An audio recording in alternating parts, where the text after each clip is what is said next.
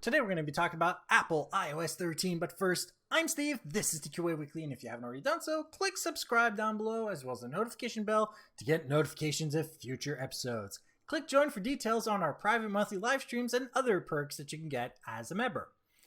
Now on September 19th, 2019, 2 days ago, we finally got iOS 13, and these are my first impressions of 5 features that have either been introduced or updated, starting with dark mode.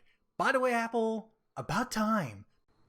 Android has had it for a long time, and it shows that they have had more time to refine it because, and this is probably just a tiny detail, if you go to the emails app and you are a live streamer like I am, and you get an email from Streamlabs, you do not see the text anymore in dark mode. You actually have to go into light mode to see the email.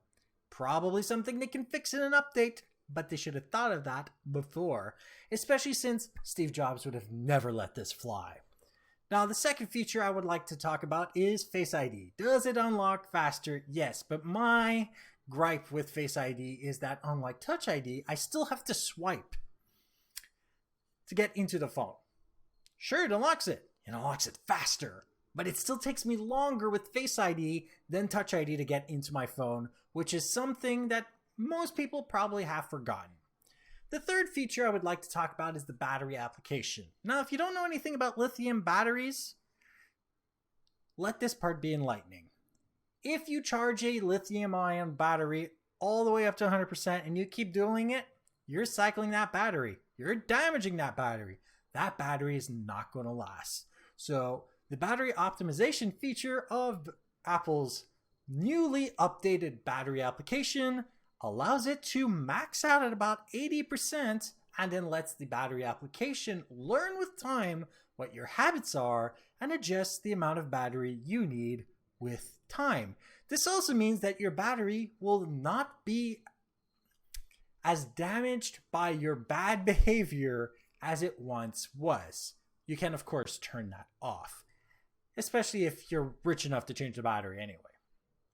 Now, the next feature is Animoji and Memoji. Now, an Animoji, for those who don't know this, is available to any iOS device that has Face ID. And it requires Face ID. And only the user that is in the phone for Face ID that can unlock the phone with their face can use the Animoji. And the Animoji allows you to record messages with an animated emoji in the place of your face. And you can make your own as well as having others like unicorns and pigs and whatever. Now, you also have Memojis. When you make your own custom Animoji, you get Memojis now, which are custom stickers using that actual Animoji. And those would be cool if I could use them everywhere, considering that they are so customizable. If you do live in the iMessage realm and you use iMessage all the time, this is great for you. But considering I rarely use iMessage, this would have been something that would have been finally cool to have on other platforms, especially since you can do so much with it now. And the last feature I want to talk about is Siri. She sounds more human than I do. She sounds more natural than I do. But the thing is she doesn't understand the name of the city I live in, which is Longueuil. Come on, Siri. It's just south of Montreal. Why can't I get the weather for the city I live in? I keep having to ask for Montreal. And that is probably more to do with the fact that my location services are turned off because I don't believe that she actually needs to know exactly where I live. And as a Canadian using the American Siri, come on. If you want to see what she can actually do, ask her to tell you a joke. She can be funnier since she sounds more natural. Like this episode if you like it, dislike it if you didn't, share with those that you think can benefit from this, and don't forget to subscribe. And if you have any questions, comments, suggestions for topics, email me at ask@tqaweekly.com or go to my website, tqaweekly.com, where you can do other things like see the show notes for this show, past others, find the solutions to your other questions, and use the contact form to email me directly.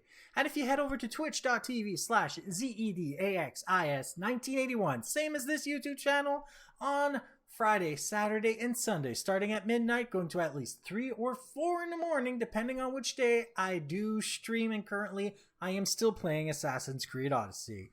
Like to see you there. Thank you for watching, and have a great day.